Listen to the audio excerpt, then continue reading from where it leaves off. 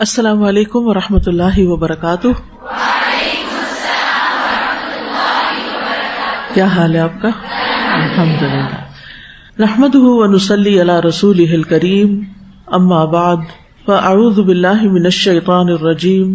بسم اللہ الرحمن الرحیم. رب اشرح لی صدری ویسر لی امری واحلل عقدۃ من لسانی یفقہوا قولی. الحمد للہ عدد ما خلقت فی الارض والسماء وعدد ما علا فی الهوى وعدد ما کن تحت الثرى لیس لنا من الامر الا ما قضیت ولا من الخیر الا ما اعطیت. تمام قسم کی حمد اللہ کے لیے ہے، اس چیز کی گنتی کے برابر جو کچھ اس نے آسمانوں اور زمین میں پیدا کیا، ان چیزوں کی تعداد کے برابر جو ہوا میں بلند ہیں. جیسے کون ہوا میں بلند ہے؟ پرندے جو ہمیں نظر آتے ہیں. اس کے علاوہ بھی مکھی مچھر وغیرہ ہوا میں اڑتے پھرتے رہتے ہیں، لیکن بلندی پہ تو شاہین ہی جاتے ہیں. اور ان چیزوں کی گنتی کے برابر جو زمین میں چھپی ہوئی ہیں اور ہمیں پتہ ہی نہیں ان کی گنتی کتنی ہے. لا یعلمها الا اللہ. ہم ان سب کی گنتی کے برابر اللہ سبحانہ تعالیٰ کی حمد و ثنا کرتے ہیں، تعریف کرتے ہیں. پچھلے سبق میں ہم نے پڑھا کہ حابیل کے وعظ اور نصیحت اور تنبیہ کے باوجود قابیل نے اپنے بھائی کو قتل کر ڈالا، لیکن نتیجہ کیا ہوا؟ سوائے نقصان کے اور کچھ بھی نہیں. بھائی کا بھی نقصان کیا اور اپنا بھی نقصان کیا. پھر اسے سمجھ نہ آئی کہ وہ اس لاش کا کیا کرے. بالآخر اللہ تعالیٰ نے اس کی رہنمائی کے لیے کوا بھیجا. پھر اللہ نے ایک کوا بھیجا جو زمین کھودنے لگا تاکہ وہ اسے دکھائے کہ وہ اپنے بھائی کی لاش کیسے چھپائے. کہنے لگا، ہائے افسوس مجھ پر، کیا میں اس سے بھی عاجز ہو گیا کہ میں اس کوے جیسا ہو جاؤں کہ اپنے بھائی کی لاش چھپا سکوں. تو وہ پشیمان ہونے والوں میں سے ہو گیا، ندامت اٹھانے والوں میں سے ہو گیا. تو فبعث اللہ غرابا یبحث فی الارض. اللہ نے کوا بھیجا. بعث کا لفظ بعث سے ہے، بعد بعث الموت. اس کا مطلب ہوتا ہے بھیجنا، یعنی اللہ نے اس کے دل میں الہام کر دیا کہ وہ قابیل کے سامنے جا کر یہ عمل کرے. روایات میں آتا ہے کہ اللہ تعالیٰ نے 2 کوے بھیجے تھے، وہ آپس میں لڑے، ایک نے دوسرے کو مار دیا. پھر ایک کوے نے دوسرے مرے ہوئے کوے کے لیے زمین کھودی اور اس کو اس میں ڈال دیا اور اس پر مٹی ڈال دی. سوال یہ پیدا ہوتا ہے کہ کوا ہی کیوں بھیجا، دیگر پرندوں کی بجائے کوا کیوں بھیجا؟ اور اس سے بھی پتہ چلتا ہے کہ کوے اتنے پرانے ہیں، یعنی اتنے سالوں سے دنیا میں ہیں، سروائیو کر رہے ہیں، ایکسٹنکٹ نہیں ہو رہے، بلکہ ان کی آبادی بڑھتی جا رہی ہے. حدیث میں کوے کو ان جانوروں میں شمار کیا گیا جو فاسق ہیں. تو کسی اور جانور کو بھیجنے کے بجائے کوے کو بھیجا تاکہ یہ واضح کیا جائے کہ قابیل کا اپنے بھائی کو قتل کرنا فاسقوں کے عمل میں سے، کیونکہ کوے نے بھی دوسرے کوے کو مارا تھا نا پہلے خود، تو پھر اس کو دفن کر رہا تھا. تو کوے کا عمل اور قابیل کا عمل کیا ہو گیا؟ ریزمبل کر رہا تھا. یعنی جیسے کوے نے دوسرے کوے کو قتل کیا، ویسے ہی قابیل نے اپنے بھائی کو قتل کیا. اب اسی سے یہ سیکھ رہا ہے کہ بھائی کی لاش کو کیسے چھپانا ہے. اور ویسے بھی آپ دیکھیں کہ کوا پورا کالا ہوتا ہے، اور عام طور پر جب سیاہ چیز انسان دیکھتا ہے تو اس سے دیکھنے والے کا سینہ تنگ پڑتا ہے. یعنی عموماً سفید اور سیاہ کے مقابلے میں آپ دیکھیں کہ سیاہ رنگ جو ہے عموماً ماتم کے لیے بھی استعمال کیا جاتا ہے. یہاں اس کا مطلب یہ نہیں کہ ہم ان چیزوں کو اپروو کریں، مراد اس سے یہ ہے کہ کوے کا انتخاب بھی کچھ خاص حکمتوں کی بنا پہ کیا گیا، اور وہ بھی سمبلائز کرتا ہے. اصل حکمت تو اللہ ہی کو معلوم ہے، اور اصل حکم بھی اللہ ہی کا ہے، وہ جو چاہے کرے. لیکن ہمیں ہر چیز پر غور و فکر کی عادت ہونی چاہیے، کوشچن کرنا چاہیے کہ آخر کوا ہی کیوں، اس میں اور کیا چیزیں ہو سکتا ہے کہ اس سے ہمارے دل میں مزید کوے کے بارے میں جاننے کا شوق پیدا ہو، کیونکہ اللہ تعالیٰ نے زمین پر کوئی بھی چیز بیکار نہیں بنائی. لیکن عموماً ہم اللہ تعالیٰ کی مخلوق پر غور نہیں کرتے اور ان سے سبق نہیں سیکھتے. انسان نے پرندوں سے بہت کچھ سیکھا بھی ہے، اور پرندوں کے بہت سے فائدے ہیں ہماری زندگی میں. بہت سے پرندے خوراک کے کام آتے ہیں، جیسے چڑیا وغیرہ. کبھی کھائی ہے چڑیا؟ اسی طرح بٹیر. اور کون سا پرندہ کھایا ہے؟ کوئی کوا وغیرہ تو نہیں کبھی کھایا؟ کیونکہ سارے پرندے حلال بھی نہیں ہیں. اگر حلال ہوتے تو شاید آسمان پہ کچھ نظر نہ آتا، ہم سبھی کو اڑا دیتے. تو بہرحال اس میں اتنی نشانیاں ہیں. اولم یروا الی الطیر فوقہم صافات ویقبض ما یمسکہن الا الرحمن. اولم یروا، اللہ تعالیٰ آپ کو پوچھتے ہیں غور نہیں کیا، کبھی دیکھا نہیں؟ دیکھا تو کریں، کبھی توجہ تو کریں ان پرندوں کی طرف، کیا کیا کرتے ہیں، کیسی اڑانے ہیں ان کی، اور کیا کیا ان کے فنکشنز ہیں. تو بہرحال قدیم زمانے سے، آدم علیہ السلام کے زمانے سے ہی پرندے بھی ہمیں سکھا رہے ہیں، ہمیں فائدہ پہنچا رہے ہیں. اور ویسے بھی اللہ تعالیٰ نے ہمارے لیے یہ ساری چیزیں مسخر کی ہیں. یہ مسخر ہے فی جو السماء، آسمان کے فضا میں ہمارے لیے اللہ نے ان کو مسخر کیا ہے. پھر آپ دیکھیں کہ پرندے جو ہیں کس طرح اپنے گھونسلے بناتے ہیں، کس طرح کی بولیاں. بعض لوگ کہتے ہیں کہ انسانوں نے پرندوں سے ہی گانا سیکھا. گانا اس غلط معنی میں نہیں، گانا ایک فعل بھی ہے. آپ کوئی شعر بھی گا سکتے ہیں، تو اس کا کیا مطلب ہے کہ آپ نے کوئی غلط کام کر دیا. ٹھیک ہے، کچھ الفاظ بدنام ہو جاتے ہیں، لیکن ان الفاظ کا اپنا بھی ایک معنی ہوتا ہے جس پہ غور کرنا چاہیے. تو کہتے ہیں کہ پرندوں سے انسان نے پھر مختلف طرح کی آوازیں نکالنی سیکھی اور لے بنانی سیکھی. اسی طرح انجینئرنگ کہتے ہیں کہ پرندوں سے ہی سیکھی گئی ہے، مختلف طرح کے گھر بنانا اور مختلف ویونگ جو ہے. اور اس کے علاوہ بھی آپ سرچ کر سکتے ہیں جا کر، آج اگر آپ کے پاس فیسلٹی ہے، اگر آپ کو سرچ کرنا آتا ہے کہ پرندے کیا کیا کرتے ہیں. بعض علاقوں میں یعنی ان کو وہاں پر نرچر کیا جاتا ہے تاکہ ان کی وجہ سے زمین کے اندر نیچرل فرٹیلائزرز آئیں، ان کی بیٹ کی وجہ سے. تو اس سے پھر زمین زبردست قسم کی فرٹیلائزڈ ہوتی ہے، کیونکہ وہ طرح طرح کی چیزیں جا کے کھاتے ہیں اور پھر اس کے بعد اس علاقے کو فائدہ پہنچاتے ہیں. اسی طرح اڑنا انسان نے پرندے سے سیکھا. اسی طرح اور بھی آپ غور کیجیے تو آپ کو پرندوں میں ایک دنیا نظر آئے گی، ان کے رنگ، ان کے شیپس، ان کے ڈیزائن، یعنی حیرت ہوتی ہے بعض اوقات صرف ان کے رنگ دیکھ کر. یعنی انسان ایسی ڈیزائننگ نہیں کر سکتا اپنے کپڑوں کی جیسے اللہ سبحانہ وتعالیٰ نے پرندوں کے رنگوں سے انسان کو سکھایا ہے، اور مختلف کلر کمبینیشن جو سیکھے انسان نے. خیر، کہنے کا مقصد یہ تھا کہ آپ کوے اور کوے کے علاوہ دیگر پرندوں پر بھی کیا کیا کریں، غور و فکر کیا کریں. کیوں کریں؟ آپ مجھ سے کہہ سکتے کیوں کریں؟ آپ ہی بتائیں کیوں کریں؟ تاکہ اللہ تعالیٰ کی قدرت کی نشانیاں پتہ چلیں. وہ نشانیاں معلوم کرنے کی کیا ضرورت ہے؟ نشانی اصل کی طرف لے جاتی ہے کہ اللہ کی پہچان، اللہ کی قدرت کی پہچان. اور جو پہچان کا کیا فائدہ ہو؟ وہ بھی تو لوگ جیتے ہیں، کھاتے ہیں، پیتے ہیں جو نہیں پہچان رکھتے. لیکن ایک معرفت رکھنے والے اور نہ رکھنے والے میں فرق ہے. قل هل يستوي الذين يعلمون والذين لا يعلمون. تو اس پہچان سے اللہ کی عظمت دل میں آتی ہے، اللہ کی قدرت سمجھ میں آتی ہے، اللہ کے وجود پہ یقین آتا ہے، اللہ سبحانہ وتعالیٰ سے محبت پیدا ہوتی ہے. اس محبت سے کیا پیدا ہوتا ہے پھر آگے جا کے؟ اطاعت آسان ہوتی ہے. اور اطاعت کرنا کیوں ضروری ہے؟ اللہ نے ہمیں پیدا کس لیے کیا ہے؟ اپنی عبادت کے لیے پیدا. اطاعت بمانا عبادت. ٹھیک ہے، ہر اطاعت والا کام عبادت ہوتا ہے، ہر عبادت اطاعت ہوتی ہے اور ہر اطاعت عبادت بن جاتی ہے. اچھا چلے، تو ہم نے اپنی زندگی کا مقصد پورا کر لیا. اطاعت کرنے سے کیا ہوگا؟ اللہ تعالیٰ راضی ہوگا. اس سے کیا ہوگا؟ جنت ملے گی. اور کیا ہوگا؟ جہنم سے بچ جائیں گے، اللہ تعالیٰ کا دیدار حاصل ہوگا، اور یوں ہم اپنی منزل تک پہنچ جائیں گے. اور جس نے پہلا قدم ہی نہیں اٹھایا، نہ آنکھیں کھول کے دیکھا، نہ غور کیا، نہ اس کے دل میں اللہ کی محبت ہے، نہ وہ اطاعت کرتا ہے، نہ وہ عبادت کرتا ہے، نہ اس کو اپنے منزل اور مقام اور اپنی آخرت کی کچھ فکر ہے، پھر ایسا غافل شخص کتنے خسارے میں ہے. تو ہوش کے ساتھ جیے.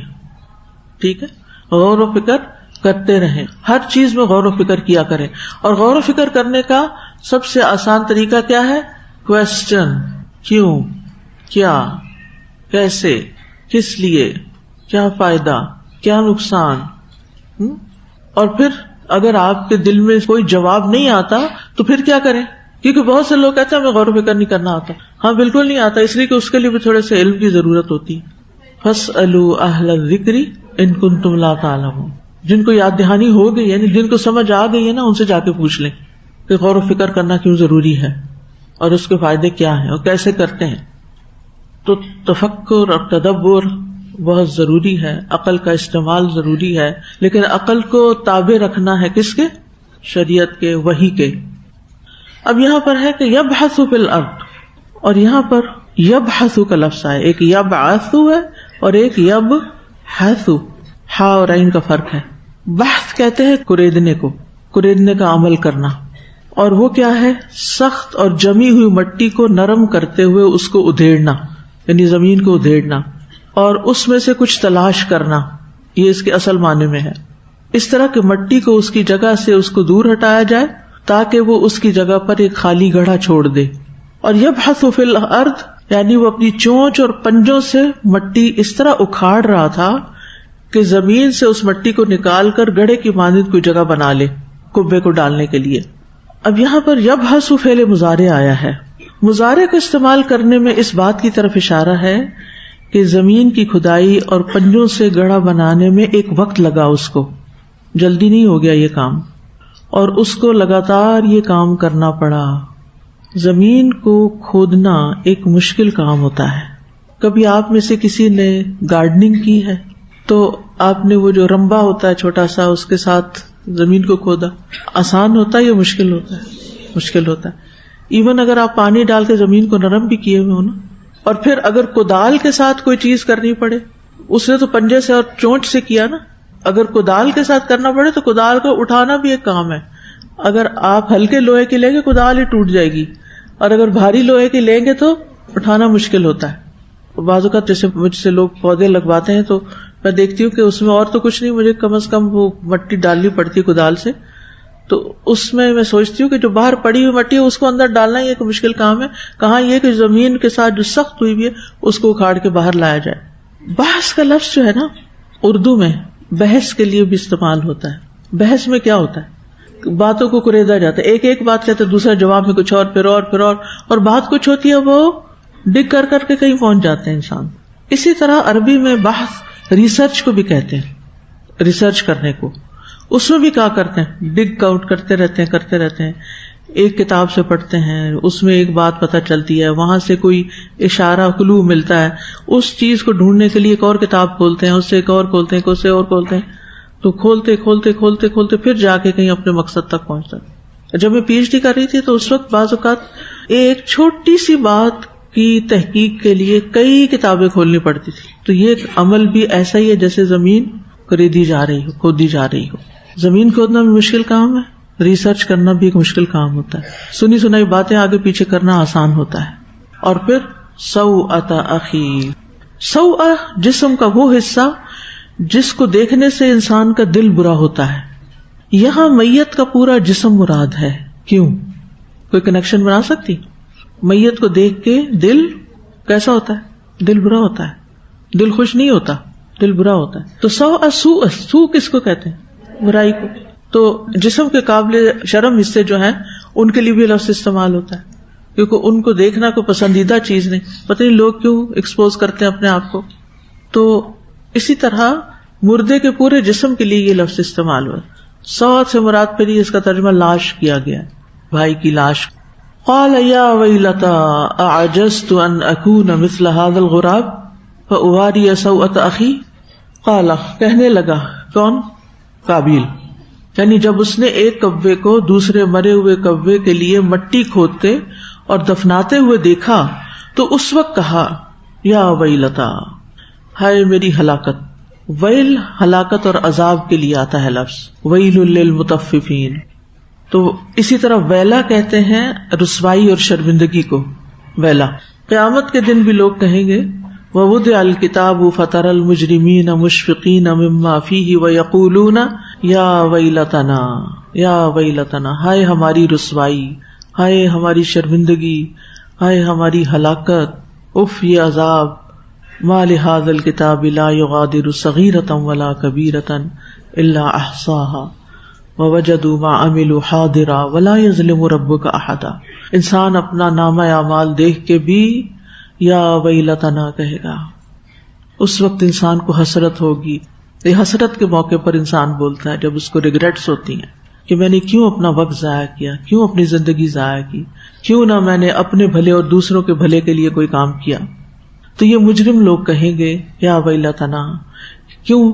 جب وہ اپنا اعمال نامہ دیکھیں گے اور اس میں جو انہیں نظر آئیں گے برے برے کام ایک ہی دن میں کیے ہوئے، اور اب تو ایسی ایسی باتیں ملتی ہیں سننے کو کہ انسان زبان پہ بھی نہیں لا سکتا کہ انسان برائی اختیار کرنے میں کس درجے تک پہنچ گیا ہے اور کتنا شیطان کے شکنجے میں آ چکا ہے۔ پہلے زمانے میں یا کچھ عرصہ پہلے تک بھی، جب یہ سوشل میڈیا نہیں تھا، جب بہت ٹیلی ویژن وغیرہ نہیں ہوتے تھے، لوگ اخبار پڑھ لیتے تھے، کچھ باتیں لکھی جاتی کچھ نہیں لکھی جاتی، اور پھر چند لوگ ہی ان چیزوں تک رسائی حاصل کر سکتے تھے، یعنی اچھی باتیں بھی اور بری باتیں دونوں تک ایکسس جو تھا کم لوگوں کا تھا۔ مسلمان اس لحاظ سے خوش قسمت ہے کہ انہیں قرآن پر ایمان لانے کی ضرورت ہوتی ہے، اور جو ایمان رکھتے ہیں پھر کچھ نہ کچھ وہ جاننے کی بھی کوشش کرتے ہیں، یا کوئی مسجد کا مولوی یا مدرسے کا کوئی استاد ان کو بتا دیتا ہے کہ ان کے رب نے انہیں کیا فرمایا ہے۔ لیکن جن کے پاس کتاب ہی نہیں تو وہ تو اس سے بھی لا علم، بالکل ہی جہالت میں۔ خیر انسان اس ڈارک ایج سے تو نکل آیا، لیکن اس روشنی کا ایک اور نقصان یہ ہوا ہے کہ جہاں خیر کی خبر بہت عام ہوئی ہے وہاں شر کی باتیں بھی بہت عام ہو گئی ہیں، جس سے بہت سے لوگ انتہائی اسفل السافلین کے درجے تک جا پہنچے ہیں۔ آپ کو معلوم ہوگا کہ دنیا میں ایسے لوگ بھی موجود ہیں جو سیٹینک ورشپرز ہیں، یعنی جو شیطان کی باقاعدہ عبادت کرتے ہیں۔ کینیڈا میں ایک چرچ ہے جو ہے ہی شیطان کے پجاریوں کا، یعنی باقاعدہ پوجا کی جاتی، اور شیطان کی پوجا کرنے کے لیے ایسا نہیں کہ کوئی نماز باقاعدہ پڑھی جا رہی ہو یا جیسے بتوں کی پوجا ہوتی ہے، اس کی پسند کے کام کیے جاتے ہیں جس میں انتہا درجے کے گناہ ہوتے ہیں اور انتہا درجے کی فحاشی بعض اوقات اور ایسی چیزیں کہ جس سے انسان کی فطرت بھی بھاگتی ہو۔ لیکن جب فطرت کو ہم مسخ کر دیتے ہیں اور ہمارا ضمیر سو جاتا ہے اور مردہ ہو جاتا ہے تو شیطان اور خواہشات غالب آ جاتی ہیں، تو انسان پھر کہیں کسی حد پہ رکتا نہیں۔ اس میں بدترین چیزیں بھی سامنے آئی ہیں جو میں اپنی زبان پہ نہیں لانا چاہتی، لیکن ایسے ہی اعمال جب قیامت کے دن انسان کے ہاتھ میں اس کا اعمال نامہ دے دیا جائے گا اور وہ کتاب سامنے آئے گی تو اس کو دیکھ کے پھر انسان کا حال کیا ہوگا؟ یا ویلتا، ہائے میری بربادی، ہائے میری رسوائی، شرمندگی، وہ کسی کو دکھا نہیں سکے گا۔ اس کے برعکس نیک انسان کیا کرے گا؟ اپنے اعمال نامے کو ہاؤ مقرؤ کتابیہ، آؤ میرا اعمال نامہ پڑھو، یہ لو میرا نامہ اعمال، اقرؤ، پڑھو، تم بھی پڑھ کے دیکھو، انی ظننت انی ملاق حسابیہ فہو فی عیشۃ راضیہ۔ تو بہرحال انسان کے ایسے اعمال ہوں گے کہ جو مجرم لوگ ہوں گے وہ چھپائیں گے، اور ہر انسان کے کچھ اعمال ظاہری ہوتے ہیں اور کچھ اعمال باطنی ہوتے ہیں۔ کچھ اعمال القلوب کہلاتے ہیں، دل کے اعمال ہوتے ہیں، انسان کی نیتیں اور ارادے، جب وہ بھی ظاہر ہوں گی تو پھر کیا ہوگا؟ اس لیے اندر پہ بھی چیک رکھنا چاہیے۔ شیطان وسوسہ ڈالے گا، نفس آپ کو اکسائے گا، لیکن ان کو کنٹرول کرنے کا طریقہ ایک ہی ہے، ان کے خلاف جائیں۔ جب یہ کوئی برے برے خیالات ڈالیں تو آپ اس کے اپوزٹ کریں اور اس سے پھر بچیں، نکالیں ان چیزوں کو، مٹائیں اپنے ذہن سے، تو انشاءاللہ آپ کے اعمال نامے سے بھی مٹ جائے گی۔ لیکن اگر آپ نے ان کو پال لیا اور آپ نے ان کے اوپر یقین کر لیا اور ایمان لے آئے کہ یہ ایسے ہی ہے، چاہے شرک ہو، بدعت ہو، کفر ہو، یا پھر نفاق ہو، یا پھر اور برے برے جو اعمال القلوب ہے، شک ہے، حسد ہے، بغض ہے، تکبر ہے، تو یہ ساری چیزیں کھل کے سامنے آ جائیں گی، ریویل ہو جائیں گی، اور جو ہی ریویل ہوں گی تو انسان بے قرار ہو کے افسوس کا کلمہ کہے گا، یا ویلتنا۔ یہ یا ویلتنا جو ہے یہ بھی اصل میں یا ویلتا ہی ہے یا ویلتی ہے۔ یہ لفظ اس وقت بولا جاتا ہے جب کوئی بڑی مصیبت آ جائے، جیسے ہم اردو میں کیا کہتے ہیں، ہائے میری شامت کہتے ہیں، کبھی سنا ہائے میری شامت؟ یا اور کیا کہتے ہیں، ہائے کے ساتھ اور کیا کہتے ہیں، ہائے افسوس۔ اتنا تکلف والا تو کم ہی کہتے ہیں، عام طور پر لوگ ہائے اللہ، ہائے میری شامت، ہائے بربادی، ترجمہ ہی ہے، ہائے میں مر گئی، یہ اس کے قریب قریب ہے، ہائے میں مر گئی۔ تو یہ اس وقت کہا جاتا ہے جب کوئی اچانک ایسی چیز سامنے آ جاتی ہے جو انسان ایکسپیکٹ نہیں کر رہا ہوتا، یا پھر کسی ایسے عمل کے نتیجے میں اس کو شرمندگی اور رسوائی ہوتی ہے۔ اب یہاں جس وقت یہ سارا ایکشن ہو رہا ہے، پرندہ کھود رہا ہے قبر کو اور اس کے تو اب یہ اس کے دل میں یہ ساری سیلف ٹاک چل رہی ہے جس کو اللہ تعالیٰ نے ریویل کر کے کتاب میں لکھ دیا، کیونکہ وہاں کوئی تیسرا آدمی تو نہیں تھا، اکیلا ہی تھا وہ. تو یہ سب کچھ باتیں کہاں کر رہا تھا وہ؟ یا ویلتا اعجزت مثل هذا الغراب فواری سوءة اخی. یہ باتیں دل میں ہو رہی تھی. تو دل کی باتیں بھی ظاہر کر دی جائیں گی. اور یہاں پر کوئی اس کو ابھی کچھ بھی نہیں کہہ رہا، نہ کوئی ملامت کر رہا ہے، نہ کوئی باہر سے اس کو برا بلا کہہ رہا ہے، نہ کوئی اس کے مارنے کے پیچھے دوڑ رہا ہے، نہ کوئی عذاب ہے اس کے سامنے. عام طور پر جب انسان بڑے سے بڑا بھی گناہ کرتا ہے تو فوری پکڑ نہیں آتی، عموماً کبھی کبھی آ جاتی، فوری پکڑ نہیں ہوتی. لیکن ایک عذاب فوری طور پہ آتا ہے، اور وہ عذاب کہاں کا ہے؟ اندر کا عذاب ہے. انسان کے اندر ایک جنگ چل پڑتی ہے، انسان کے اندر ایک شرمندگی اور ایک ندامت اور ایک بے چینی اور بے قراری اور بدمزگی، اور پھر یہ بدلتے بدلتے کبھی ڈپریشن میں چیزیں بدل جاتی ہیں، اور کبھی کسی اور انگزائٹی میں، اور کبھی جو نام مرضی دیں اس کو. لیکن یہ اندر کا عذاب تو گناہ کے فوراً بعد ہی شروع ہو جاتا ہے. لذت تو چند سیکنڈ کی ہوتی ہے، لیکن ریگریٹس اور بے چینی اور یہ عذاب بہت بڑا ہو جاتا ہے. تو گویا وہ اس وقت پکار رہا ہے کہ یا ویلا، یا کہہ کے کسی کو پکارتے ہیں جیسے کہ کوئی تباہی ہی آ جائے، یعنی اے تباہی تو آ جا، میں نے جو کچھ کیا ہے. اب اس نے اپنی شامت بلا لی، شامت بلانا. اعجزت، کیا میں عاجز آ گیا؟ یہاں اپنے آپ کو ڈانٹ رہا ہے، میں اس سے بھی گیا گزرا ہوں، میں اس سے بھی عاجز ہو گیا ہوں، مجھ سے یہ بھی نہ ہو سکا، اتنا بے بس ہوں کہ میں اس کوے جیسا ہو جاؤں. کیونکہ انسان کا مقام تو تمام جانوروں سے بلند ہے. اللہ نے انسان کو بلندی عطا کی، عزت عطا کی. وَلَقَدْ كَرَّمْنَا بَنِي آدم، تو اس کا مقام تو سب سے بڑا ہے. لیکن وہ اس وقت کس درجے پہ جا گرا ہے، کس کھڈے میں جا گرا ہے. فَأَصْبَحَ مِنَ النَّادِمِينَ، تو وہ ندامت اٹھانے والوں میں سے ہو گیا، نادم ہو گیا. یعنی دفن تو کر دیا اس نے، لاش تو چھپا دی، لیکن اس واقعے کے بعد بہت نادم ہوا، بہت شرمندہ ہوا. لیکن کیا اب شرمندگی کا کوئی فائدہ تھا؟ نہیں. اب دیکھیے کہ یہ ندامت جو تھی اس میں حسرت بھی تھی، افسوس بھی تھا. ندامت میں بھی حسرت اور افسوس ہوتی، لیکن تھوڑا تھوڑا فرق ہے. ندامت جو ہے یہ دل کے اعمال میں سے ایک عمل ہے. بعض اوقات ہم دل میں نادم ہوتے ہیں لیکن اوپر سے ہم ظاہر نہیں کر رہے ہوتے، اور اس کا تعلق ندامت کرنے والے کے عمل سے ہے، نہ کہ کسی اور کے فعل سے. یعنی ندامت صرف اس کو ہوتی ہے جس نے خود کوئی ایسا کام کیا ہو جو باعث ندامت ہو، اور کبھی وہ ایسی چیز پر ندامت کرتا ہے جس کا کھونا کوئی زیادہ بڑی چیز نہ ہو. تو ندامت کے کئی درجے بھی ہیں. اس میں سے ایک حسرت ہے. شدید ندامت کے لیے حسرت کا لفظ بھی آتا ہے، حتیٰ کہ انسان اپنے فائدے کے لیے کچھ بھی نہ کر سکے. اور افسوس کہتے ہیں کہ آپ سے کوئی عمل چوک جائے، کوئی اپرچونٹی چلی جائے، یا دوسرے کے عمل سے کچھ کرنے سے رہ جائے. مثلاً آپ نے کسی کو کہا کہ فلاں کو یہ میسج کر دو، اور اس نے وقت پہ میسج نہیں کیا. اب یہ آپ کا عمل نہیں، آپ نے تو میسج دے دیا تھا کہ یہ آگے پہنچا دیا جائے تاکہ جس سے متعلق وہ میسج آئے وہ کسی تکلیف میں نہ پڑے. اسے کسی نے آپ سے ٹائم لیا کہ وہ آپ سے ملاقات کرنا چاہتے ہیں، لیکن انسان ہے، مجبوریاں ہو جاتی، کوئی وجہ بن گئی، نہیں آ سکتے. اب اس نے کسی کو میسج دیا کہ ان کو بتا دینا کہ میں آج نہیں آ سکتا، اور بیچ والے شخص نے کیا کیا؟ بھول گیا، دیا ہی نہیں، یا وقت پہ نہیں دیا. اب نتیجہ کیا ہوگا؟ افسوس. کس کو؟ جس نے میسج بھیجا اس کو بھی، اور جس تک نہیں پہنچا اس کو بھی. کس پر؟ ان کا اپنا عمل تھا یا کمزوری تھی کوئی؟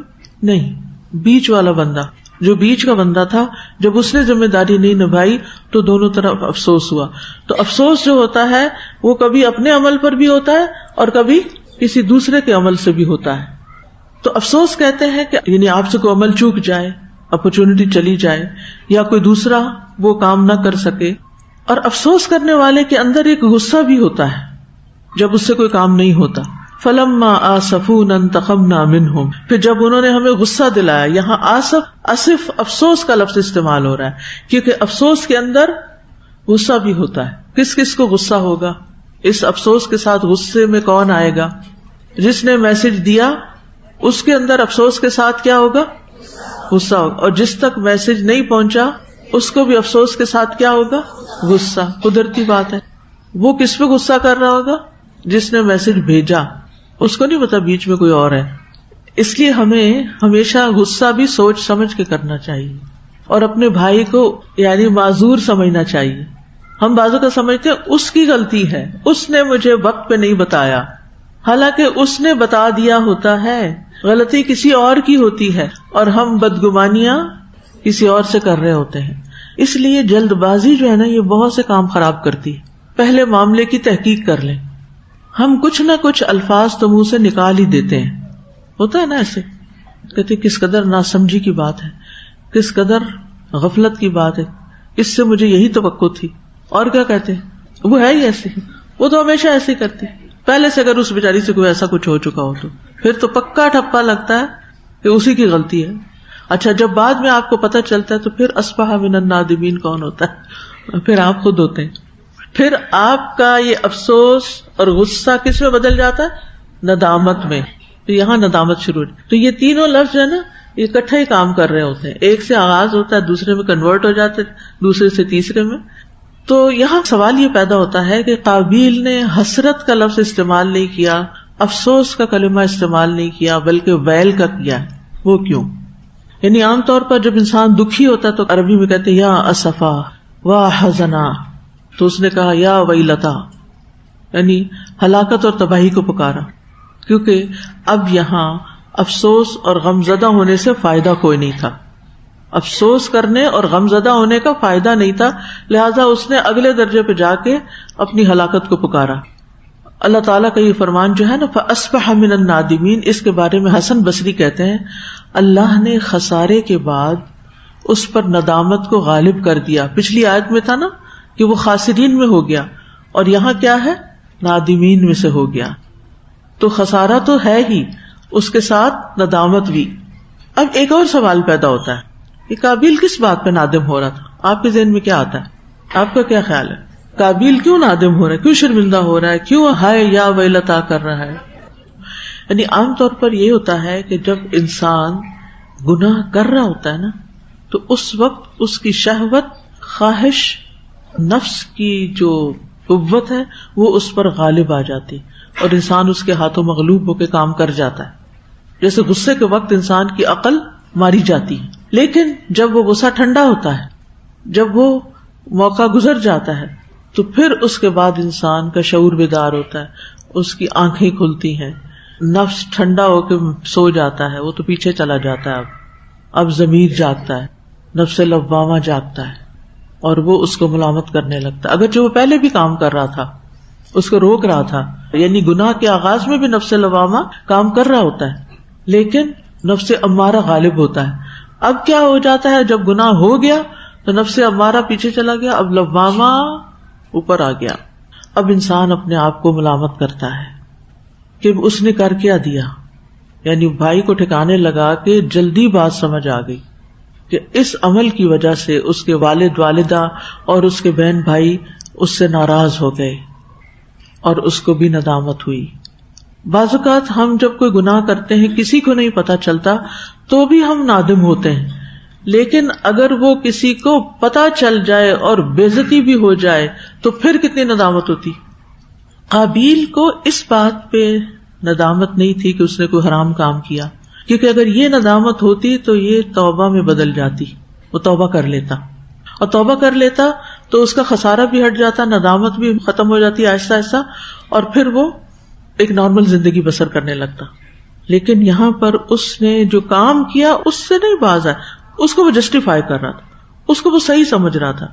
بعض اوقات انسان غلط کام کرتا ہے اور غلط کام کر کے اس کو صحیح بھی قرار دیتا ہے, اس کے باوجود بھی اس کو ریگریٹس ہوتی ہیں, اور خصوصاً جب لوگوں کی باتیں سننے کو ملے یا لوگوں کی نظروں میں انسان گر جائے. بہت دفعہ ایسا ہوتا ہے نا, کسی کی نظروں میں آپ گرتے ہیں تو پھر آپ کہتے ہیں میرا یہ تو مطلب نہیں تھا جو لوگ سمجھ رہے ہیں, لوگ مجھے غلط سمجھ رہے ہیں, یہ میرا مقصد نہیں تھا, میں نے یہ اس لیے نہیں کیا تھا. آپ اپنے آپ کو تسلیاں دے رہے ہوتے ہیں لیکن لوگ آپ کی بات نہیں مان رہے ہوتے, لہٰذا مسئلہ حل نہیں ہوتا. تو قابیل کو اپنے فعل پہ ندامت نہیں تھی, کیونکہ فعل پہ پشیمانی ہوتی تو توبہ کرتا اور گناہ معاف ہو جاتا, اور دنیا میں جو بھی کوئی قتل ہوتا ہے اس قتل کے گناہ کا ایک حصہ اس پہ نہ جاتا. جو کہ اگلی آیت سے پتہ چلتا ہے کہ دنیا میں جو بھی قتل ہوتا ہے، بچے کا، بڑے کا، بوڑھے کا، عورت کا، مرد کا، کالے کا، گورے کا، جب کوئی قتل ہوتا ہے تو قاتل کا گناہ قاتل کو بھی ملتا ہے اور اس کا ایک حصہ قابیل کے حصے میں بھی جاتا ہے. تو اس سے بھی پتہ چلتا ہے کہ اس نے توبہ نہیں کی. ٹھیک ہے، یعنی قابیل کی ندامت توبہ کی ندامت نہیں تھی. ابن عباس کہتے ہیں اگر یہ ندامت فعل کے کرنے پہ ہوتی کہ میں نے غلط کیا، I was wrong، ربنا ظلمنا انفسنا، یا انی ظلمت نفسی ظلما کثیرا، یا لا الہ الا انت سبحانک انی کنت من الظالمین، جو یہ جملے بولتا ہے، جو یہ کہتا ہے، تو اس کی تو توبہ قبول ہو جاتی ہے. لیکن وہ کہتے ہیں کہ اگر یہ ندامت فعل کے کرنے پہ ہوتی تو توبہ سمجھی جاتی. تو اس کو قتل پہ ندامت نہیں تھی، بلکہ جو اس سے اس وقت فعل ہو گیا تھا، اور چونکہ ایک کبیرہ گناہ تھا اور ایک انتہائی غلط کام تھا، اور بھائی کو چونکہ اپنے ہاتھ سے زمین میں ڈال رہا تھا. کبھی دفنانے کا عمل ویڈیوز وغیرہ میں تو دیکھتے ہیں ہم، خواتین قبرستان جا کے کبھی نہیں دیکھتی، نہ قبر کھودنے کا عمل، نہ جھانکنے کو جانا بھی نہیں چاہیے، جانے کی بھی اجازت نہیں ہے، منع کیا گیا خواتین کو. لیکن کبھی تجربہ کرنا ہو نا تو کسی کچی زمین پہ بیٹھ کے، ابھی چھٹیاں ہو رہی ہیں، اگر آپ لوگ اپنے گاؤں میں جائیں یا عید پر کبھی کسی ایسی جگہ پر جائیں، اور موسم بہار بھی ہے، شجر کاری کا موسم ہے، کوشش کریں کوئی بیج اگا دیں، کوئی پودے لگا دیں، کچھ نہ کچھ کر کے آئیں، صدقہ جاریہ کا کام. تو یہ جو زمین میں کوئی چیز کھودتے ہیں اور پھر اس میں ڈالتے ہیں، پھر اس کو بند کرتے ہیں، بذات خود یہ عمل جو ہے نا، یہ زمین کے اندر کسی چیز کو چھپانے کا عمل، یہ ایک سینس آف لاس دیتا ہے انسان کو، کوئی اچھی فیلنگ نہیں آتی چاہے کہ آپ اچھا کام کریں. ریسنٹلی میں نے ایک درخت لگایا، تو جب اس میں مٹی ڈال رہی تھی تو اس کی وہ جڑیں اور وہ چیزیں چھپ رہی تھی، میں کہتی اب یہ ہمیشہ کے لیے چھپ گئی. لیکن ساتھ ہی میں سوچ رہی تھی کہ جب زمین میں کسی انسان کو دفن کیا جاتا ہے تو انسان مٹی بن جاتا ہے، اور جب کسی پودے کی جڑیں زمین میں دفن کی جاتی ہیں تو اس سے ایک درخت نکل آتا ہے، اس پھل پھول نکلتے ہیں. تو زندہ اور مردہ کا فرق ہے نا. انسان کو زندہ دفن نہیں کیا جاتا، لیکن زندہ پودا اگر آپ دفن کرتے ہیں تو وہ سہ جاتا ہے اس اندھیرے اور مٹی اور سب کو، اور اپنا آپ گھلا دیتا ہے، اور ہمیں غذا فراہم کرتا ہے، چھاؤں فراہم کرتا ہے، آکسیجن فراہم کرتا ہے، خوش منظر فراہم کرتا ہے. اللہ کی قدرت ہے نا. یخرج الحی من المیت و یخرج المیت من الحی. قابیل کا چونکہ جرم بڑا تھا اور وہ پہلا انسان تھا جس نے قتل کیا تھا، اور قیامت تک کے لیے اس طریقے کو جاری کر دیا، لہذا اس کا یہ عمل بہت گریو تھا، کبیح تھا، اس لیے اس کو ندامت نے فائدہ نہیں دیا. تو وہ جس ندامت سے دوچار ہوا تھا، یعنی بھائی کے کھو جانے کی ندامت، قتل کے جرم کی ندامت نہیں، بھائی کے کھو جانے کی، تو وہ ندامت ایسی نہیں تھی کہ جس سے توبہ ہو جاتی، وہ توبہ کی شرائط پوری نہیں کرتی تھی. اور ویسے بھی یہ ندامت وقتی تھی، اس کے دل میں قائم نہیں رہی. اس نے کبھی بھی زندگی کے آخر تک توبہ نہیں کی کہ ہاں میں نے اللہ کی بارگاہ میں کوئی جرم کیا ہے یا میں نے کوئی بڑا گناہ کیا ہے. تو یاد رکھیے، توبہ اس وقت قبول ہوتی ہے جب انسان کیا کرتا ہے، جب انسان اپنے کیے کو مان لیتا ہے، اعتراف کرتا ہے، نادم ہوتا ہے، شرمندہ ہوتا ہے، اللہ کے آگے روتا ہے، اللہ سے معافیاں مانگتا ہے، تو اللہ تعالیٰ اس کا جرم چاہے کتنا بھی بڑا ہو معاف کر دیتے ہیں، چاہے وہ قتل کا جرم ہی کیوں نہ ہو. کوئی مثال ہے، وہ 99 کا قاتل، اس کے اندر یہ سب کچھ آ گیا تھا نا، وہ اس جرم سے باہر نکلنا چاہتا تھا، وہ اپنے آپ کو مجرم سمجھتا تھا، تو اللہ تعالیٰ نے اس کا جرم معاف کر دیا. موسیٰ علیہ السلام، وہ قتل خطا تھا، ان کا تو ارادہ ہی نہیں تھا. اس میں آتا نا، قال ربی انی ظلمت نفسی فاغفر لی فغفر لہ. موسیٰ علیہ السلام نے دعا کی، اللہ نے ان کو معاف کر دیا. کیونکہ جب اس نے کوے کو دیکھا کہ وہ کر رہا ہے تو تب اس کو ندامت آئی نا. تو اور اس کے الفاظ سے بھی یہ لگ رہا ہے کہ اسے ندامت اصل میں اس بات پر تھی کہ اس نے اپنا جو شعور تھا وہ استعمال نہیں کیا، اپنی عقل کو استعمال نہیں کیا، حالانکہ وہ اپنے آپ کو صحیح سمجھ رہا تھا. یعنی کہ اپنے آپ کو صحیح سمجھتے ہوئے بھی اس نے غلط فیل کیا. تو اب جب اس کی عقل کام کرنے لگی تو اسے فوراً یہ احساس ہوا کہ میں تو اس کوے جیسا بھی نہیں ہوں. تو اصل ندامت جو تھی اس کی، افسوس اس کو جو تھا، وہ اپنے کم عقل ہونے کا، کم عقل ہونے کا. تو اگر انسان صرف زبانی سوری کہے اور دل میں ندامت کا احساس نہ ہو تو کیا اللہ کے ہاں توبہ قبول ہو جائے گی؟ تو صرف زبان سے بات نہیں بنتی جب تک کہ آپ اس کو دل سے نہ کہیں، اور اللہ کے خوف اور اس کے عذاب کے ڈر سے. بہت سے لوگ جب اپنے پاسٹ کو یاد کرتے ہیں، اپنے کسی گناہ کو یاد کرتے ہیں، تو شرمندہ بھی ہوتے ہیں، روتے بھی ہیں. یہ دونوں چیزیں ہوتی ہیں ان کے اندر، اور توبہ بھی کرتے ہیں، اور ساتھ کہا کریں یا اللہ مجھے تیرے عذاب سے ڈر لگتا ہے، آپ میری توبہ قبول کر لیں، مجھے عذاب نہ دیں، فقنا عذاب النار. ایک قول یہ بھی کہا جاتا ہے کہ یہ ندامت دنیا سے متعلق نہیں تھی بلکہ آخرت سے متعلق ہے، کہ جب قیامت کے دن اللہ تعالیٰ اس کو سزا دیں گے تو بہت زیادہ نادم ہوگا. تو ندامت جو ہے توبہ کا عظیم رکن ہے، یعنی توبہ کا ایک انگریڈینٹ ہے.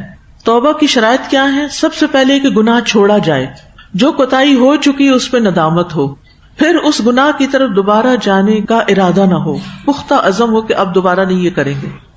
اور جب توبہ کا تعلق بندوں پر مال، عزت و آبرو یا جان کے معاملے میں ظلم کرنے کے ساتھ ہو تو پھر توبہ کی چوتھی شرط کیا ہو جاتی ہے کہ انسان جس کا حق مارا ہے اس کا حق ادا کرے اور اس بندے سے بھی معافی مانگے.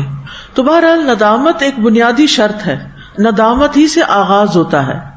اسی لیے رسول اللہ صلی اللہ علیہ وسلم نے فرمایا الندم توبۃ، ندامت توبہ ہے. یعنی اگر کوئی نادم ہو گیا تو گویا وہ توبہ کی طرف آ گیا. بعض اوقات صرف ندامت ہی توبہ کے لیے کافی ہو جاتی ہے، کیونکہ ندامت اس بات کو لازماً چاہتی ہے کہ انسان گناہ کو چھوڑ دے اور پختہ ارادہ کرے کہ اب دوبارہ نہیں کرے گا. اور یہ دونوں چیزیں ندامت سے ہی پیدا ہوتی ہیں، ندامت کے نتیجے میں وجود میں آتی ہیں. اور جب ندامت شروع ہوتی ہے تو توبہ کے باقی ارکان بھی آ جاتے ہیں.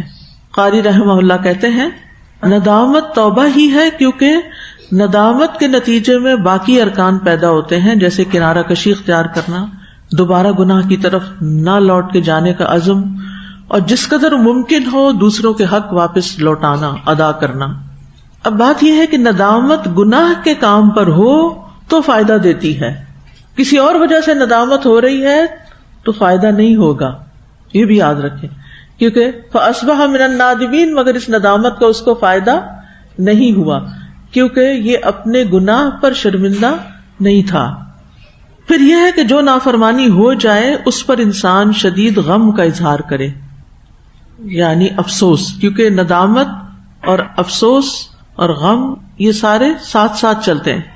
تو اگر ندامت سچی ہوگی نا تو انسان نافرمانی چھوڑ دے گا اور پھر دوبارہ اس طرف نہیں آئے گا. تو اصل ندامت جو قابل قبول ندامت ہے وہ انسان کو نافرمانی چھوڑنے پر آمادہ کرتی ہے، اس کو اس پر ابھارتی ہے کہ اب نہیں کرنا پھر، ورنہ وہی شرمندگی ہوگی. تو اس بنا پہ وہ شخص ہر نافرمانی کو پھر چھوڑ دیتا ہے، کیونکہ اس کو یہ معلوم ہوتا ہے کہ یہ اللہ تعالیٰ کو ناپسند ہے اور وہ رب العالمین کو کیا منہ دکھائے گا، اس کے حضور کیسے کھڑا ہوگا. اور اس لیے وہ اپنے ساتھ ہی عزم اور ارادہ کرتا ہے کہ آئندہ وہ یہ کام نہیں کرے گا. لیکن ایک فطری ندامت، شرمندگی سی اور اندر ہچکچاہٹ، یہ توبہ شمار نہیں ہوتی. تو اس آیت سے ہمیں کچھ باتیں سیکھنے کو ملتی ہیں. سب سے پہلی بات یہ کہ انسان خود اپنے اوپر ظلم کرتا ہے، کوئی اور اس کو مجبور نہیں کرتا. یعنی انسان کا اپنا نفس ہی اس کے حق میں ظلم کرتا ہے، ظالم ہوتا ہے. انی کنت من الظالمین، انا کنا ظالمین. یعنی قابیل کو کبے کے ذریعے تعلیم دی گئی کہ وہ لاش کو زمین کے نیچے دفن کرے، اور اس میں اس بات کی طرف اشارہ تھا کہ انسان فطرت کے راستے کو جاننے کے معاملے میں جانور سے بھی کم عقل ہے، اور اگر وہ پھر بھی اپنے جذبات کے پیچھے چلتا رہتا ہے تو دراصل وہ اپنے اوپر ظلم کرتا ہے. پھر یہ سبق ملتا ہے کہ اپنے برے ارادوں کو اپنے سینے میں ہی دفن کر لینا چاہیے، ورنہ ندامت ہوگی، عذاب ہوگا. پیچھے ہم پڑھ چکے ہیں نا کہ انسان کو اللہ نے ارادہ اور اختیار دیا ہے، نیکی کا بھی اور برائی کا بھی. من شاء فلیؤمن ومن شاء فلیکفر. ارادے کا اختیار ہے آپ کے پاس. اب جس وقت آپ گناہ کا ارادہ کر رہے ہوں، کیونکہ کچھ ارادے بھی قابل مواخذہ ہوتے ہیں، کچھ ارادے قابل مواخذہ نہیں ہوتے. یعنی جب آپ گناہ کا ارادہ کرتے ہیں اور آپ نہیں کرتے تو آپ کو کیا ملتا ہے؟ ثواب ملتا ہے. لیکن بعض چیزیں ایسی ہیں کہ جن کا اگر آپ ارادہ بھی کرتے ہیں تو اس پہ بھی پکڑ ہو جاتی ہے. ٹھیک ہے، ان بعد الظن اثم، کچھ گمان گناہ ہوتے ہیں. اور خاص طور پر وہ چیزیں جو آپ کے اندر آ جاتی ہیں اور اس کی بنا پر آپ ایکشن لینا چاہتے ہیں یا لے لیتے ہیں. حسد بھی کیا ہے؟ کہاں ہوتا ہے؟ دل میں. نیکی ہے کہ گناہ ہے؟ گناہ ہے. تو اب آپ کے دل میں حسد پیدا ہو گیا کسی کے خلاف، تو آپ کیا کریں گے؟ اس کو ادھر ہی دبائیں گے، وہیں دفن کر دیں گے. نہیں تو بھائی کی لاش دفن کرنی پڑے گی. اس سمبولکلی بات کر رہی ہوں. یعنی اگر انسان جرم یا گناہ کے ارادے کو اپنے سینے میں دفن کر دے تو پھر اس کو شرمندگی نہیں اٹھانی پڑتی. تو دل کے اندر پائے جانے والے ہر اس احساس کو، اس خیال کو اندر ہی رکھ دینا چاہیے، ختم کر دینا چاہیے کہ جو اگر دل سے باہر آ گیا، عمل میں بدل گیا تو انسان کے لیے رسوائی بھی ہے، شرمندگی بھی ہے، افسوس بھی ہے اور اس کے ساتھ ساتھ عذاب بھی ہے. تو انسان کو سوچ لینا چاہیے، عقل سے کام لینا چاہیے. تو برے احساسات، منفی سوچیں جو بار بار آتی ہے کہ کر لو یہ غلط کام، یا فلاں ایسا غلط ہے، یا فلاں یہ برا ہے، ان چیزوں کو کیا کریں؟ ایک تو زبان پہ نہیں لائیں، اپنے آپ کو اندر سے ہی کنٹرول کریں، باہر نہیں لانا، کیونکہ زبان کی باتیں بھی لکھی جاتی ہیں، وہ بھی ارادے میں شامل ہو جاتی ہیں. اور ایکشن میں تو پھر بھی نہیں لانا. جو وسوسے ایکشن میں نہیں آتے ان کے بارے میں کیا حکم ہے ہماری شریعت میں؟ ان پر پکڑ نہیں. اسی طرح اس آیت سے بھی پتہ چلتا ہے کہ انسان کے علاوہ دیگر مخلوقات میں بھی اللہ کا ارادہ ہوتا ہے، وہ اللہ کے ارادے سے ہوتے ہیں. یعنی ہمارے افعال اللہ کی مخلوق ہیں اور دیگر مخلوقات کے افعال بھی مخلوق ہیں، کیونکہ کبا خود نہیں گیا، بائی چانس نہیں ہوا تھا. کیا ہوا تھا؟ فبعث اللہ، اللہ نے بھیجا تھا. تو حکم کس کا تھا؟ خلق اللہ ہی کی. پھر یہ بات پتہ چلتی ہے کہ کبھی حیوانات بھی انسان کی رہنمائی کرتے ہیں، جیسا کہ اس واقعے میں ہے. کوے نے ابن آدم کی رہنمائی کی کہ وہ گڑھا کھودے اور اس میں اپنے بھائی کو دفن کرے. دیکھیں آپ یہ ایکٹیویٹی کرنے کی کوشش بھرپور کریں کہ انسان جانوروں سے کب اور کیا اور کتنی اور کیسی رہنمائی لیتا ہے. یہ اللہ کی نشانیوں میں سے ہے، غور و فکر کا موقع ملے گا. آپ کو معلوم ہے ایک شخص نے شاید گائے کے اوپر سواری کرنے کی یا سامان لادنے کی کوشش کی تو گائے بول پڑی. اس نے کیا کہا تھا؟ میں اس کام کے لیے نہیں ہوں. یہ حدیث میں آتا ہے. تو بعض انسان جو ہوتے ہیں وہ کل انعام ہوتے ہیں او اضل سبیلا ہوتے ہیں. کیا مطلب؟ بعض انسان جانوروں کی سطح پہ جی رہے ہوتے ہیں، جتنی ضروریات زندگی جانور پوری کرتے ہیں نا، بس وہ بھی وہی کام کر رہے ہوتے ہیں. کھانا پینا سونا، اپنی شہوت پوری کرنا، دیٹس اٹ. اس سے آگے زندگی کا کوئی مقصد نہیں. اللہ کی اطاعت عبادت سب بھولی ہوئی، پتہ ہی نہیں، چاہے وہ دنیاوی لحاظ سے ان پڑھ ہو انتہائی یا انتہائی پڑھے لکھے ہو. دونوں طرح کے لوگوں میں یہ چیز پائی جاتی کہ وہ اینیملسٹک ہوتے ہیں، یعنی جانوروں کی سطح پہ جی رہے ہوتے ہیں. ٹھیک ہے. وہ کون ہے؟ کل انعام. اچھا، بل ہم اضل سبیلا، بلکہ ان سے بھی زیادہ راستے سے بھٹکے ہوئے کہ قابیل کو نہیں پتا تھا کہ بھائی کی لاش کیسے چھپائے. اعجزت ان اکون مثل هذا الغراب، یعنی میں تو اس سے بھی گیا گزرا تھا، مجھے تو یہ بھی نہیں پتا تھا، اب اس کو احساس ہوا. تو کچھ لوگوں کو تو اتنا بھی نہیں پتا ہوتا کہ انہوں نے کرنا کیا ہے. پرندوں کی زندگی میں بہت بڑا سبق ہے. میں دیکھتی ہوں کہ کس طرح دن کو ان کو کچھ کھانے کو ملتا ہے یا نہیں ملتا، کھا پی کے عین ٹائم پر اپنے گھونسلوں میں آ کے بیٹھ جاتے ہیں. رات بھر سوتے ہیں یا جاگتے ہیں، جو بھی کرتے ہیں، لیکن بولتے نہیں ہیں سوائے کبوں کے. ہم کراچی میں ہوتے تھے، رات کو بھی کبھی بول رہے ہوتے تھے، تو رات کو چپ کر کے سوئے رہتے ہیں. پھر جب صبح ہونے لگتی تو آہستہ آہستہ بولتے ہیں، ایک دوسرے کو جگاتے ہیں اور پھر اڑ جاتے ہیں. فطرت پر ہے، فطری رہنمائی ہے ان کے اندر. لیکن انسان کے اوپر جب شہوت غالب آتی ہے، خواہش نفس غالب آتی ہے، تو اس کی فطری رہنمائی بھی مسخ ہو جاتی، ختم ہو جاتی ہے. وہ اندر کا نور بھی چلا جاتا ہے، اندر اندھیرے ہو جاتے ہیں اس کے.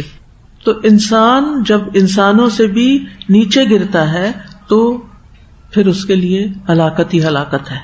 تو یہاں ہم دیکھتے ہیں کہ کبے نے ابن آدم کی رہنمائی کی کہ وہ گڑھا کھودے، اور اس طرح ہمیشہ کے لیے انسانوں کے لیے دفنانے کا طریقہ مقرر ہو گیا. اور جب آدم علیہ السلام بعد میں فوت ہوئے تو پھر تو آپ نے حدیث پڑھی تھی نا، باقاعدہ فرشتے آئے تھے جنہوں نے غسل دیا، کفن دیا اور پھر دفن کیا. وہ تو ایک پراپر طریقہ پھر سکھا دیا گیا. لیکن اس سے پہلے ابھی کوئی فوت ہی نہیں ہوا تھا تو یہ طریقہ آیا ہی نہیں تھا. اور کیا خیال ہے، قابیل کے پاس فرشتے آتے سکھانے کے لیے؟ اس کو فرشتے نہیں آئے، پھر کبا آیا. فرق پتہ چل گیا، کعبہ کیوں بھیجا، فرشتہ کیوں نہیں بھیجا. تو حیوانات بھی انسانوں کی رہنمائی کرتے ہیں. اب یہ ایک فطری طریقہ ہے. لیکن آج آپ دیکھیں کچھ لوگ فطرت سے ہٹے ہوئے ہیں، وہ اپنے مردوں کو دفن نہیں کرتے، وہ کیا کرتے ہیں؟ جلا دیتے، کریمنیٹ کر دیتے ہیں، یا ان کی راکھ کو پھر دریاؤں میں بہا دیتے ہیں، اور دریا کیا ہو جاتے ہیں، وہ استعمال کے قابل نہیں رہتے. اور وہ بظاہر اپنی عقل سے کام لے رہے ہوتے ہیں کہ کتنے لوگ زمین میں دفن کریں گے، بہتر ہے ان کو جلا کے ختم کر دیا جائے. لیکن بات یہ ہے کہ اصل طریقہ وہی ہے جو ہمیں ہمارے دین نے سکھا دیا ہے.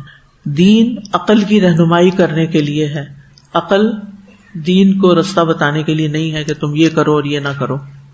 پھر یہ کہ اللہ تعالیٰ انسان کے لیے آسانی پیدا کرتا ہے اور اس کی مشکل دور کر دیتا ہے، چاہے وہ کوئی گناہ گاری کیوں نہ ہو.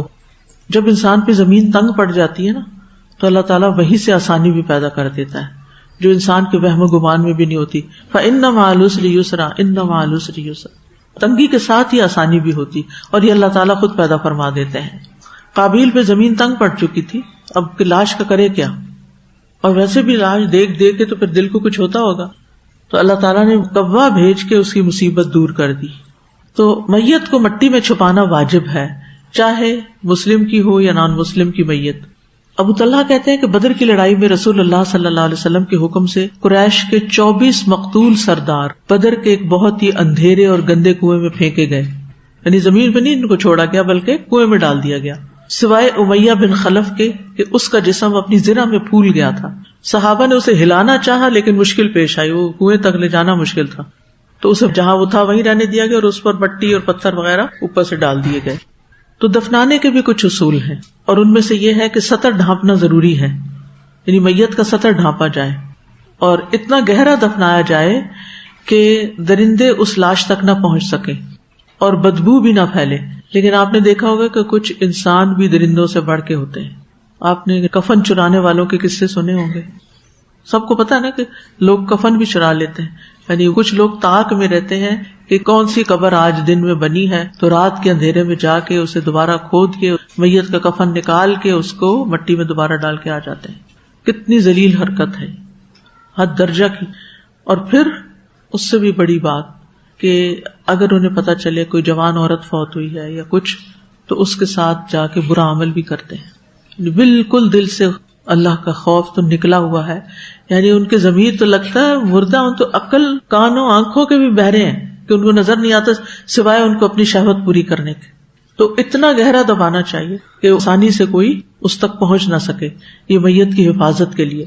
اور نہ درندے کھود سکے، نہ انسان درندے نکال سکے، اور نہ ہی میت کی بدبو پھیلے، اور قبر گہری بھی ہو اور کشادہ بھی ہو. ہشام بن عامر اپنے والد سے روایت کرتے ہیں کہ غزوہ احد میں لوگوں کو سخت زخم پہنچے، اللہ کی راہ میں بہت سے مارے گئے، تو رسول اللہ صلی اللہ علیہ وسلم سے اس کی شکایت کی گئی.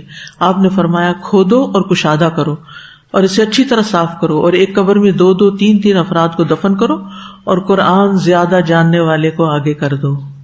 یہ صاحب قرآن کی عزت ہے. پھر یہ بھی کہ میت کا پورا جسم پردے کے لائق ہے، کیونکہ قبر پورے جسم کو چھپاتی ہے. اور کفن بھی اسی لیے دیا جاتا ہے، سوآ ہے نا، سوآ قابل شرم اسے کو کہتے ہیں. تو مردے کے بھی پورا جسم سوائے اس کے چہرے کے، اللہ یہ کہ وہ محرم ہو، احرام کی حالت میں، پھر سر ننگا کیا جاتا ہے، ورنہ پہلے اس کو کپڑے میں چھپایا جاتا ہے اور پھر اس کو مٹی میں چھپایا جاتا ہے اس کے احترام کے طور پر. پھر اس کے عیب بھی چھپانے چاہیے. رسول اللہ صلی اللہ علیہ وسلم نے فرمایا جو شخص میت کو غسل کروائے اور اس کی پردہ پوشی کرے تو اللہ اس کی 40 بار بخشش فرما دیتا ہے. یہ غسل میت ٹیم جو ہے اس کو اچھی طرح سمجھنا چاہیے. اور جو شخص میت کو کفن پہنائے تو اللہ تعالیٰ اسے جنت میں باریک ریشم اور موٹے ریشم کے کپڑے پہنائے گا. تو الحمدللہ انہی احادیث کی وجہ سے الہدیٰ میں فری کفن آفر کرنے کا سلسلہ بھی جاری کیا گیا، اور کچھ لوگوں کے گھر میں مستقل رہتے ہیں، محلے والوں کو پتا ہوتا ہے کہ یہاں سے کفن دن ہو یا رات مل جائے گا. ہماری ایک ساتھی تھی تو وہ گاڑی میں ہمیشہ کفن رکھتی تھی کہ اچانک کسی کو ضرورت نہ پڑ جائے تو مجھے گھر سے ڈھونڈنا بھی نہ پڑے. تو یہی ہوا جس دن ان کے عزیز جاننے والے کی وفات ہوئی، تو اس دن شہر میں، کراچی کی بات ہے یہ، کراچی میں آپ کو پتا اچانک کال آ جاتی ہے کہ آج پہیا جام ہڑتال ہے، اور وہ ہڑتال ہو گئی. اب دکانیں بند، ہر چیز بند، کپڑا مارکیٹ بند، گھروں میں کفن ہی کوئی نہیں. آپ کو پتا ہے کہ وہ کفن جو ہماری ساتھی کی گاڑی میں رہتا تھا وہ ان کے کام آیا. کس طرح اللہ تعالیٰ کچھ لوگوں کو کیسی کیسی نیکیاں کرنے کا موقع دیتا ہے. ورنہ میتوں کو روک رکھنا اور اس سب کے لیے اذیت کا باعث خود اس میت کے لیے ٹھیک نہیں کہ جسم سے اگر اسمیل آنے لگے یا باڈی روٹن ہونے لگے. اسی طرح حدیث میں آتا ہے اور جس شخص نے میت کے لیے قبر کھودی پھر اس نے اس کو اس میں دفن کر دیا, قبر کھودنے والے کا کتنا اجر ہے, اور پھر دفنانے میں ہیلپ کی, تو اللہ اس کے لیے اس شخص کے اجر کی طرح لکھ دے گا جو اسے قیامت تک کے لیے مکان میں بسا دیتا ہے. یعنی آپ نے گویا دنیا میں کسی کو مکان بنا کے دے دیا, چھت دے دی, اور وہ قیامت تک وہ جگہ بنی رہی تو اس کا اجر لکھا جاتا رہے گا. یعنی مردے کو مکان دینا ایسے ہی ہے جیسے کسی زندہ کو کوئی مکان بنا کے دینا. تو انشاءاللہ جو آپ بچوں کو اسکول بنا کے دیں گے, انشاءاللہ آپ سے ہی شروع ہو رہا ہے کام, بنیادیں آج شروع ہو گئی ہیں. مجھے پکچر آئی ہے کہ ایکسکیویشن شروع ہو گئی ہے الحمدللہ, تو بنیادوں میں پڑ جائیں گے تو جب تک وہ قائم رہے آپ کے لیے انشاءاللہ صدقہ جاریہ. وآخر دعوانا ان الحمدللہ رب العالمین. سبحانک اللہم وبحمدک اشہد ان لا الہ الا انت استغفرک واتوب الیک. السلام علیکم ورحمۃ اللہ وبرکاتہ.